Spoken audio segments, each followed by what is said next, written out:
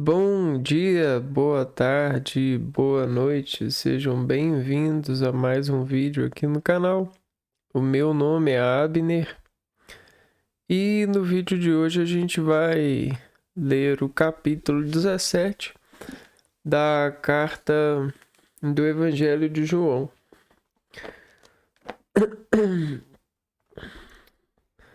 A oração de Jesus na hora da glória. Assim Jesus falou e, elevando os olhos ao céu, disse: Pai, chegou a hora. Glorifica teu filho para que teu filho te glorifique. Assim como deste a ele poder sobre todos, a fim de que de vida eterna a todos os que lhe deste. Esta é a vida eterna, que conheçam a ti, o Deus único e verdadeiro, e a Jesus Cristo, aquele que enviaste. Eu te glorifiquei na terra, realizando a obra que me deste para fazer. E agora, Pai, glorifica-me junto de ti mesmo, com a glória que eu tinha junto de ti, antes que o mundo existisse.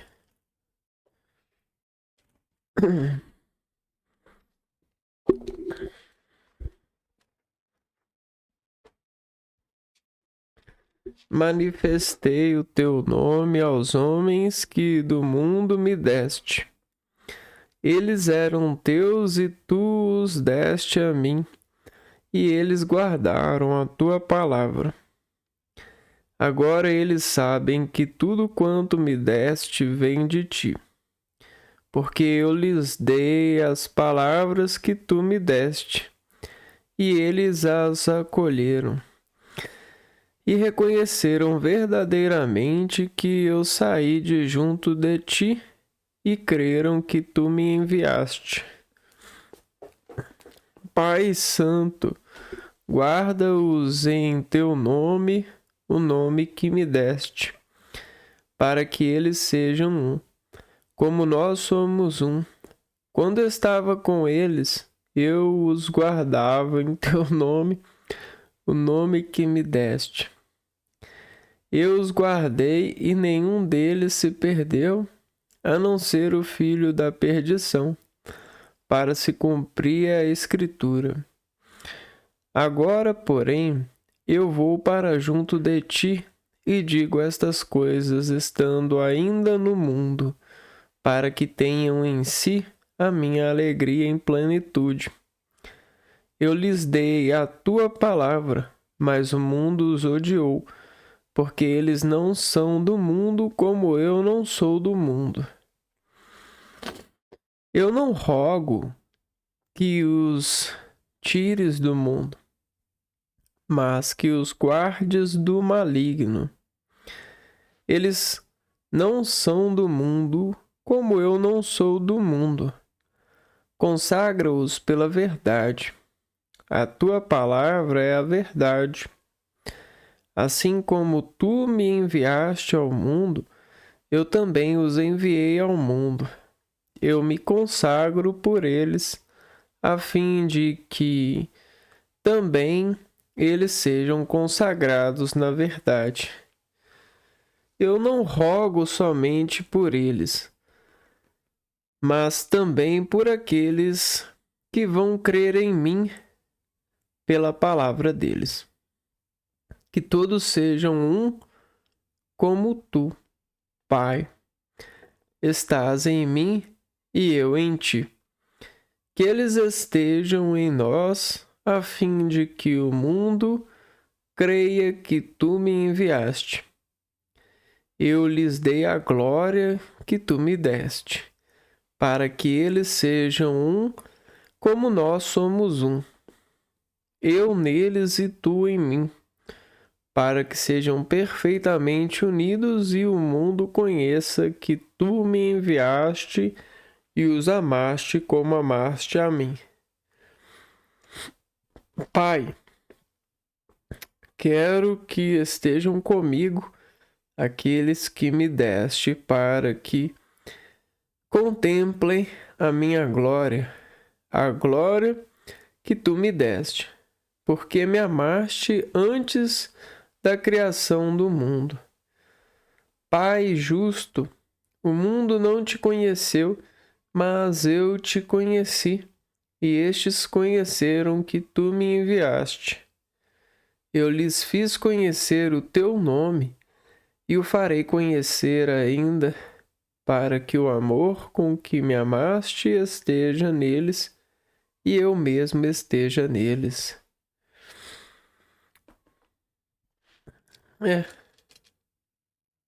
Então, nesse capítulo 17 é só esse texto que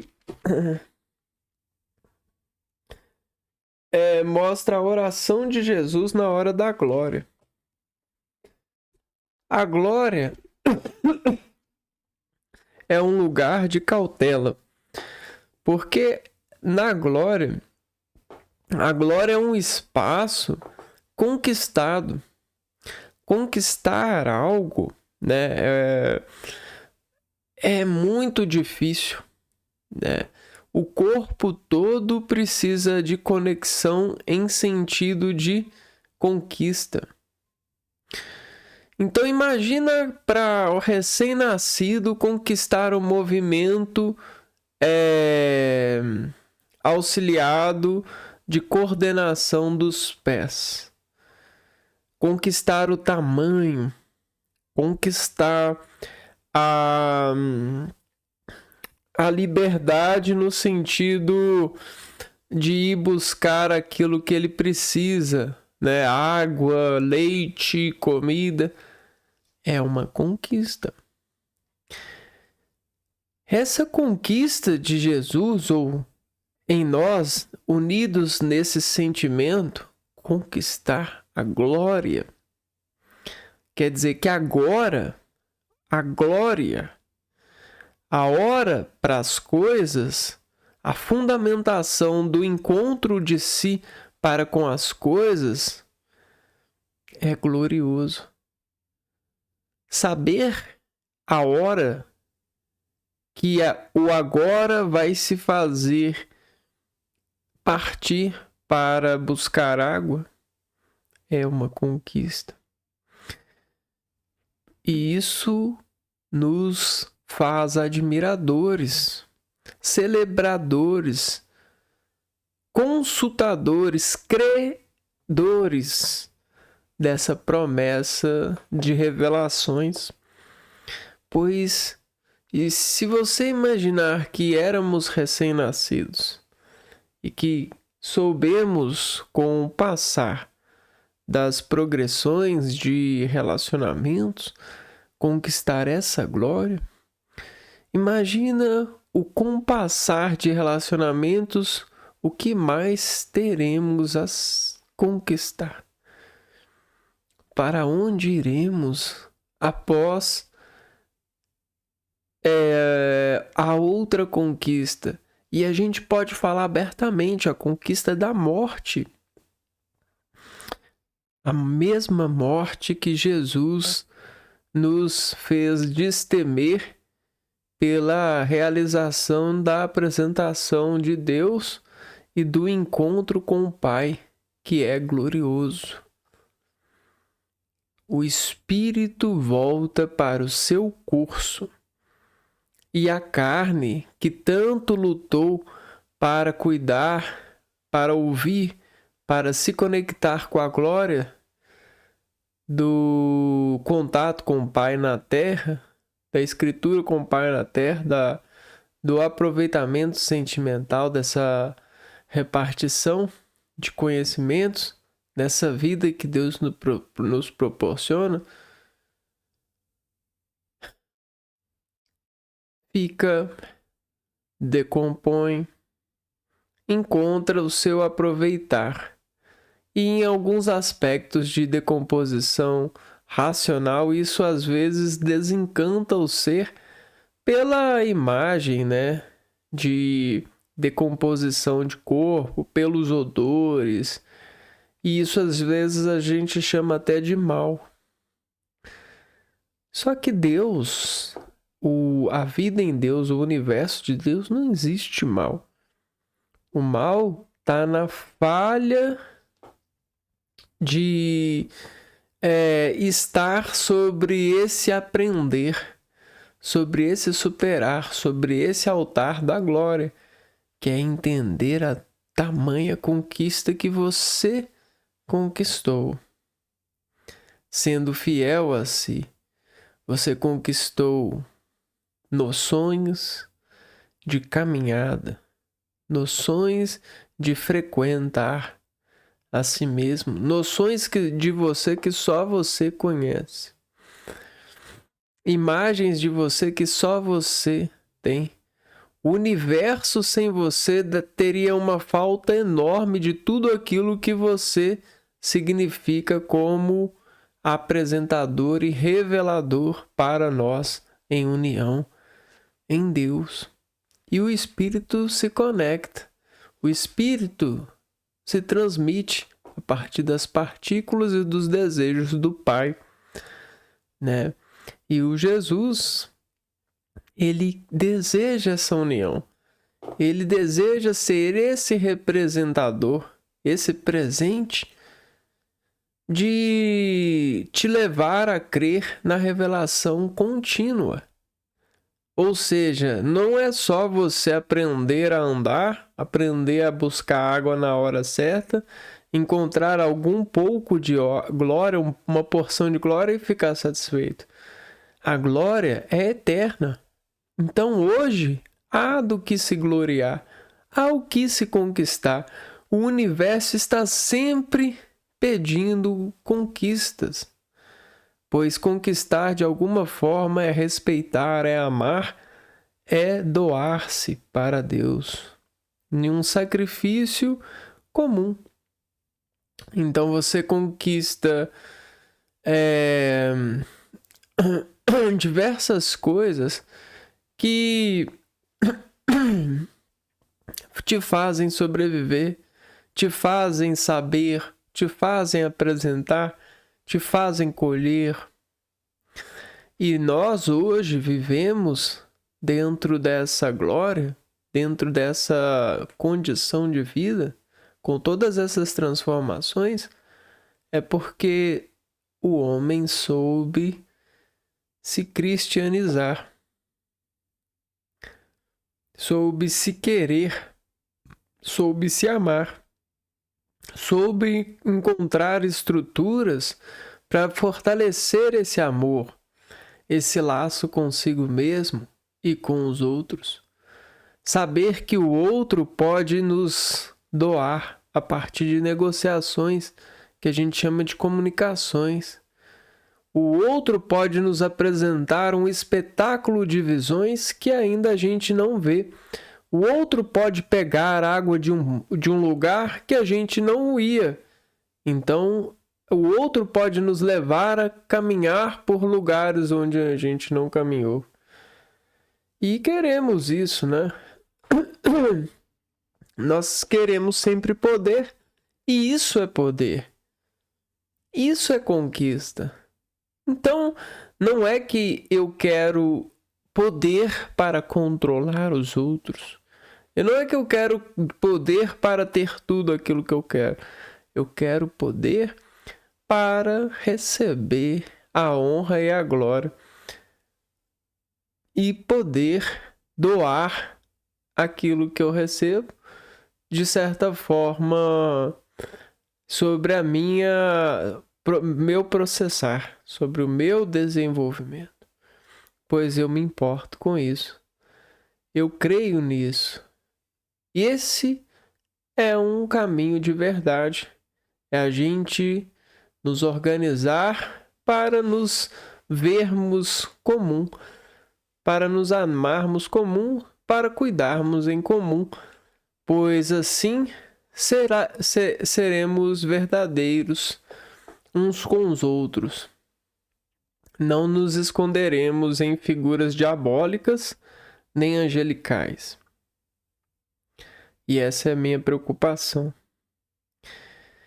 É ter um grupo de pessoas que estão psicologicamente abaladas porque dependem do desafinar do senso comum para buscar em outras realidades a descrição e a associação de pessoas que passam a serem escondidas a partir de figuras diabólicas ou angelicais, times adversários ou mesmo times. E o problema disso é o competir. É o esperar.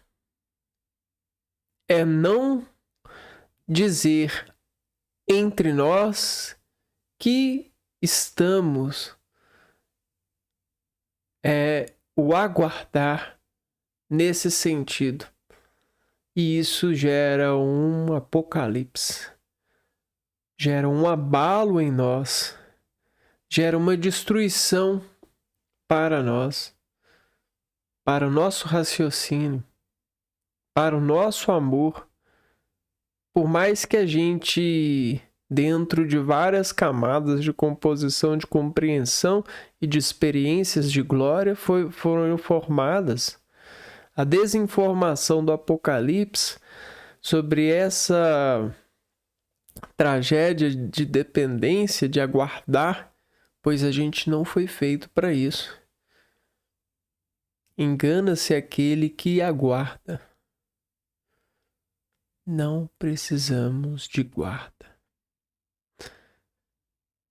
Nós somos somos agentes e não necessitamos de aguardar o agente, pois o agente nunca está na aguarda, ele está sempre na ativa. A passividade do agente é uma manobra de construção modular para a molécula conseguir um movimento diferencial sobre esse estado ativo. E ela não sai desse estado ativo. Graças a Deus. Pois isso é imaginação. Isso é ilusão. Não é verdade. Quando a gente crê nessa falsa verdade, a gente abre-se para a interpretação errada. A dependência de zeladores de erros. Acontece que o erro, ele não é algo a ser zelado. O erro é algo a ser movimentado. Você movimenta o erro porque ele está em todo lugar. O erro está em tudo, porque o erro é uma disposição do ser em interpretar a partir da sua objetividade. Só que na natureza dos seres e dos vários seres possíveis, talvez aquilo não fosse um erro. Acontece que a gente se une dentro desse estado de palavras coligadas para unir interpretações comuns para dizermos que a maioria acha que aquilo é errado. E ponto. Tudo bem? E isso já vem sendo feito a trabalhos, né? Há anos, né? Isso é um bem comum, isso é um tesouro de organização que nos faz bem, graças a Deus. Só que o homem, ele tem a sua suspeita de crime. Ele quer, às vezes, ter prioridades a si. Ele quer se colocar em primeiro lugar e ele não está errado. Fisiologicamente, o seu contrato celular lhe faz fiel a si mesmo. Tudo bem. Só que quando aprendemos a nos doar e a gente se alinha a competições, a gente erra por exagerar na doação. Então acontece que a gente tem que tirar a competição do doar-se e colocar uma estratégia de doar, que é o ofício, o trabalho para receber, né? Essa ação e reação que nos faz receber. Só que a gente recebe muitos erros. A gente recebe mais erros do que acertos. Só que o que a gente precisa fazer com esses erros? A gente precisa ser comum a eles, para que sobre o nosso relacionamento, a gente trabalhar junto mediante esse erro, para que o erro seja algo entendido e assumido dentro da decomposição associativa, caso precisemos desses erros. Então a gente seleciona os erros, pois a gente nunca acerta.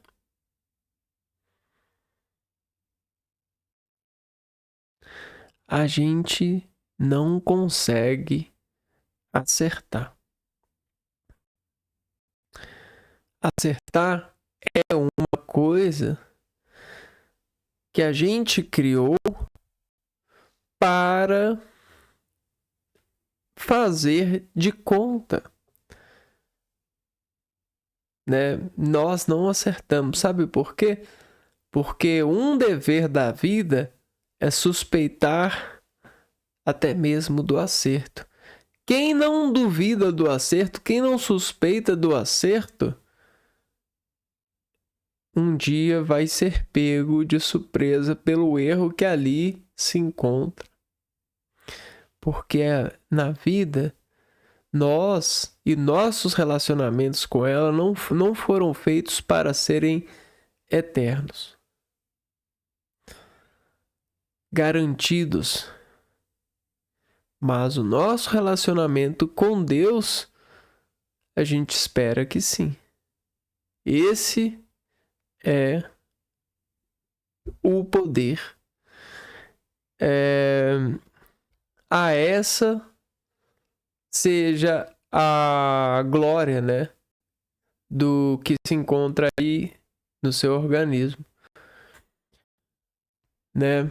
Então, de fato, nós não...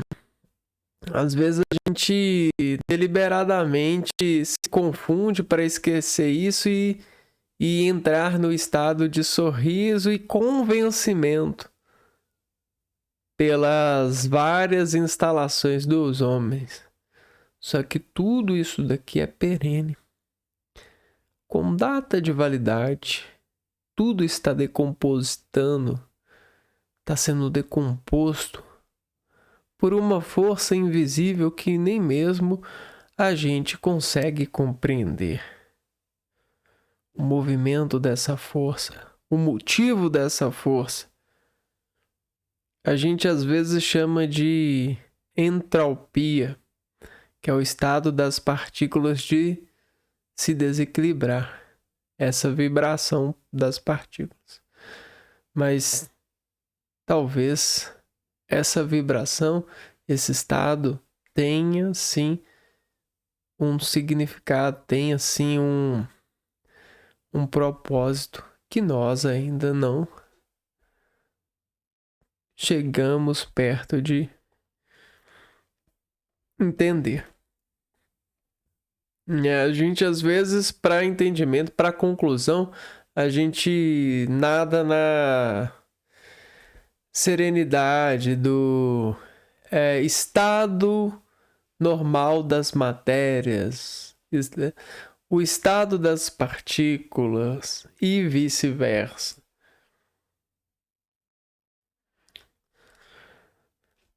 É. Só que o homem, a grosso modo, por falta de precisão às vezes, por distanciamento de áreas, por falta de aproveitamento, não entende da sensibilidade e do seu morro. O morro da sensibilidade, ele se equipara à conversão do homem ao estado da realidade dos outros homens e das outras mulheres.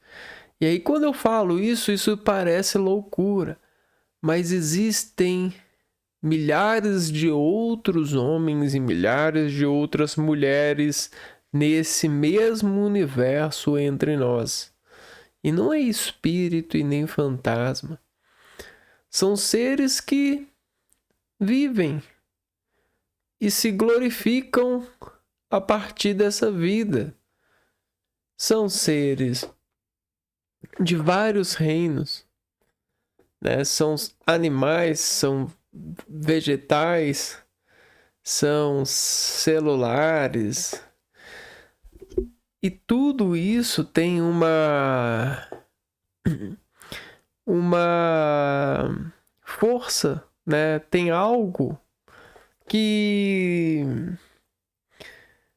de alguma forma remete a nós, como se estivéssemos muito mais ligados a tudo do que parece. Então, às vezes a aparência nos engana, porque pela expressão e pela realidade em que a gente itera, buscando materiais de apoio financeiro, materiais de apoio de soluções acomodares, né? Soluções de ser e estar, né? Buscando trazer sua família à vida, né? A gente se esquece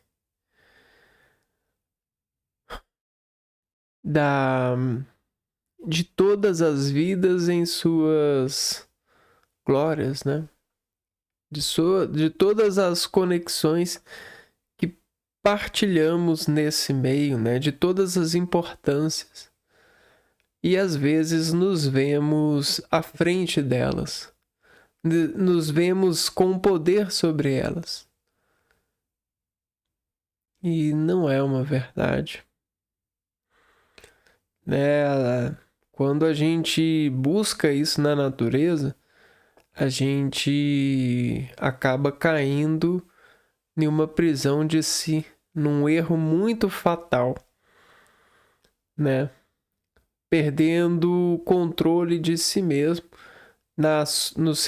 perdendo o seu lugar no mundo,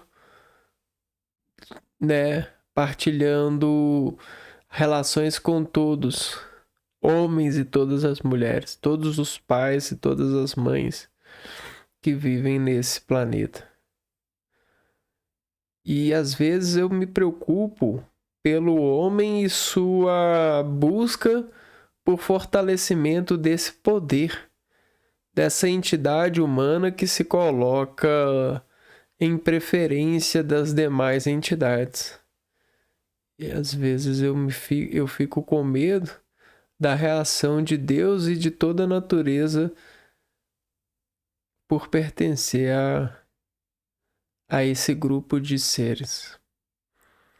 Por isso eu torço para Deus olhar para cada um de nós de uma forma única, né? E encontrar, né, dentre nós aqueles que procuram esse caminho, pois esse caminho é um caminho de mentira. Não é verdade. Nós não precisamos de nos colocar assim perante o mundo, inclusive perante os nossos irmãos e nossas irmãs. Tudo tem que ter um propósito, um objetivo. tudo, todo ato do homem para com o homem precisa ser mediado por um princípio sensível que vive no ser e que comunga desse ser a apresentação do estado de causa e consequência a outro ser. Se o homem que atua não faz isso, ele está sujeito a se perder. Ele está sujeito a não se aturar. Ele está sujeito a se auto-ofender. Pois isso não é uma vontade do espírito de coordenação da vida.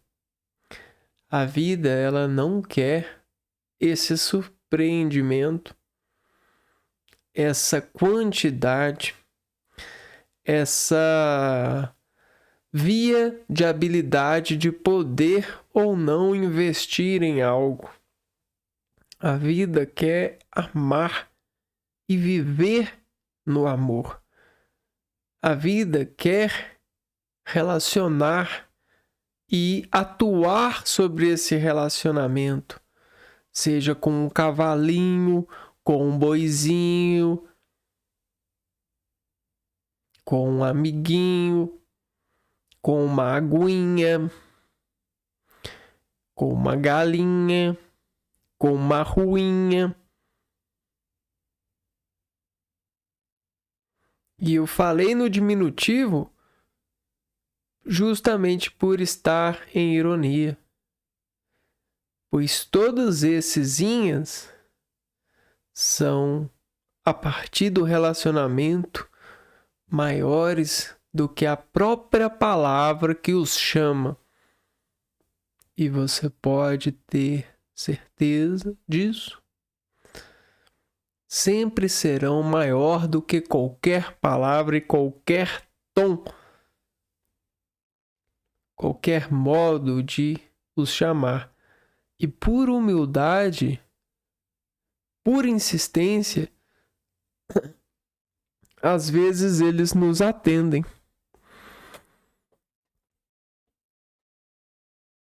Todos esses inhas e nos fazem muito maiores, muito felizes. Não devemos agradecê-los imensamente?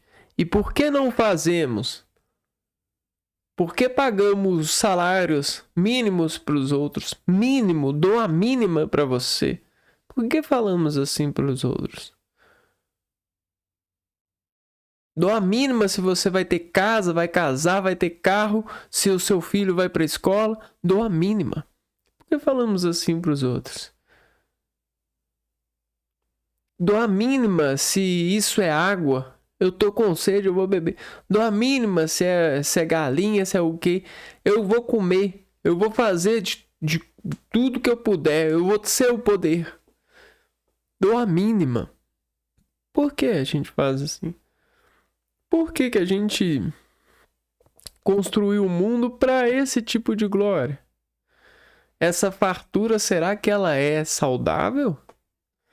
Será que é saudável você ter um supermercado e todas essas disposições assim?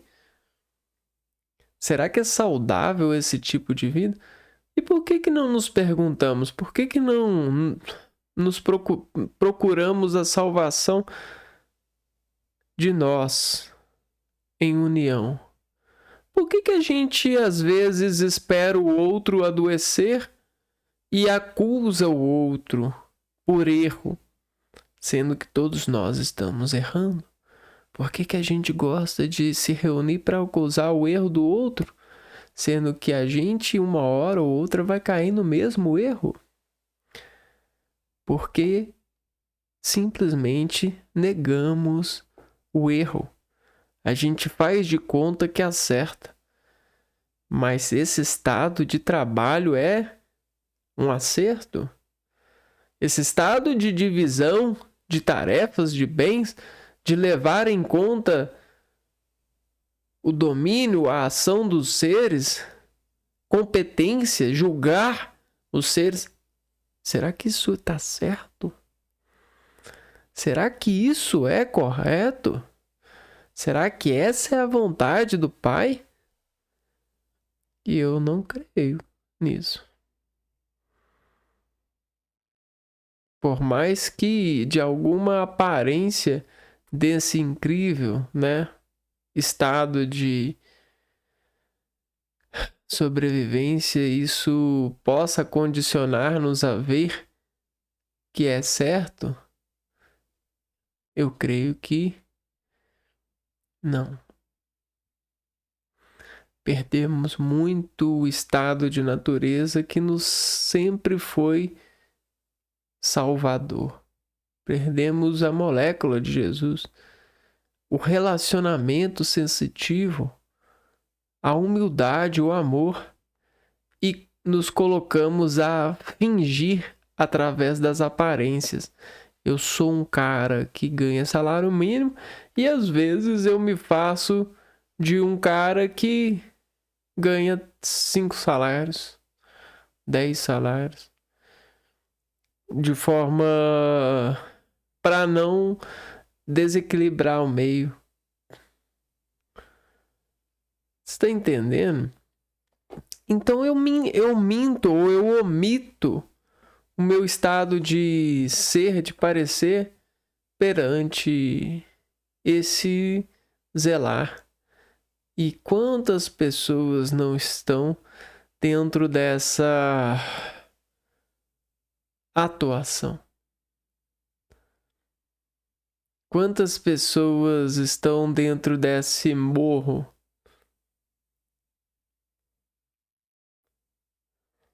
Quando deveríamos estar em um plano, vivemos em morros, ora subindo e descendo esse estado de ser perante aquilo que nos é mostrado, né? Nos é errado. Então, peçamos a Deus, né? Não sei se eu consigo pedir. É tão difícil pedir. Eu preciso de tanta coragem para pedir.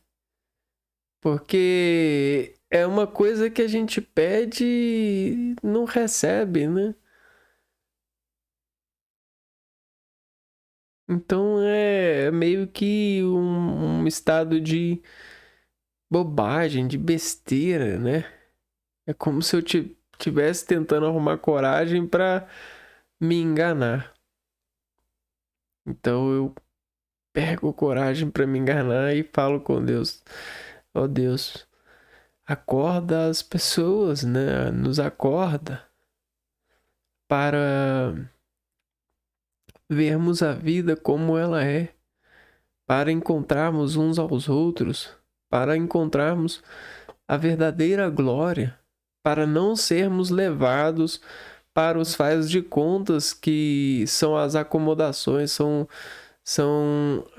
esses modelos de família por apropriação de bens, né, nessa disposição que para no meio do caminho, essa falha no relacionamento com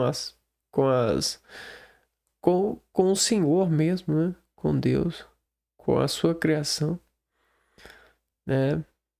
Esse estado de minimizar, né, o mínimo, de elevar ao mínimo as pessoas e fazer várias compreensões a partir de intelectos, de inteligências formatadas para fazer com que o ser acredite que esse foi o melhor que aconteceu para ele. Mas graças a Deus. Foi isso, graças a Deus. Eu não viajei para o exterior, foi graças a Deus. Nossa, se eu viajasse, eu não ganho um salário bom, mas graças a Deus, porque se eu ganhasse, Aí eu não passei em medicina, graças a Deus, porque se eu passasse. Ah, eu. É.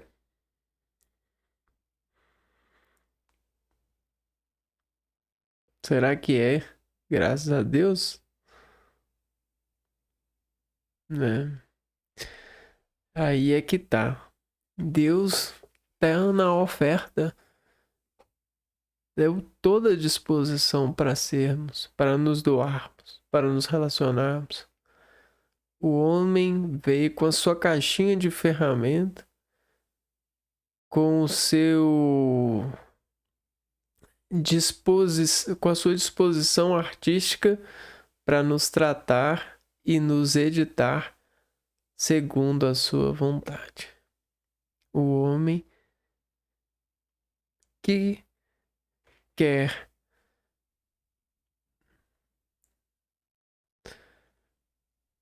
poder. Esse homem que quer controlar. O homem que quer dizer que entende tudo pelo circuito, pela energia, o estado de reação controlada, pela variabilidade da amostra. Esse é o homem que quer provar para si mesmo que o homem é um traidor, que o homem só pensa em si mesmo, que não existe um milagre, que não existe a chave que muda tudo.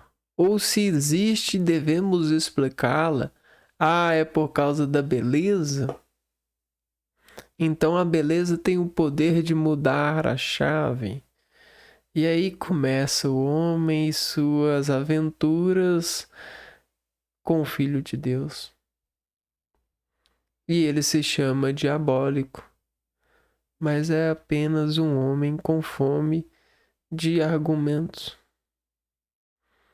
É apenas um homem que quer destacar a sua paternidade e o seu modo de ator, que quer dizer para nós que sabe o lugar de um pai, que quer conhecer a Deus a partir desse super entendimento de análises de amostras.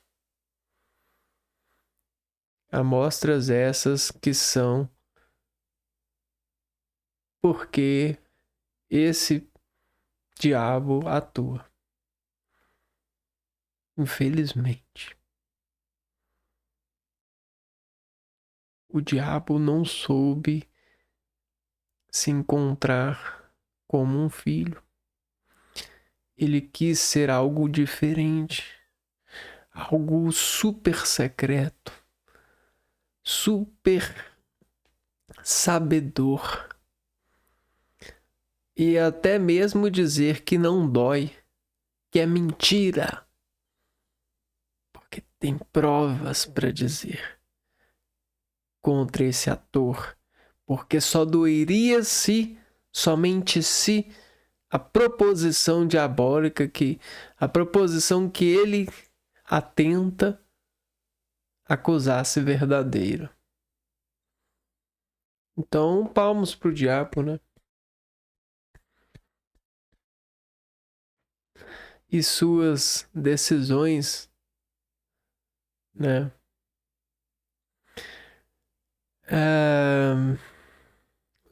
Você conseguiu destruir o mundo, né?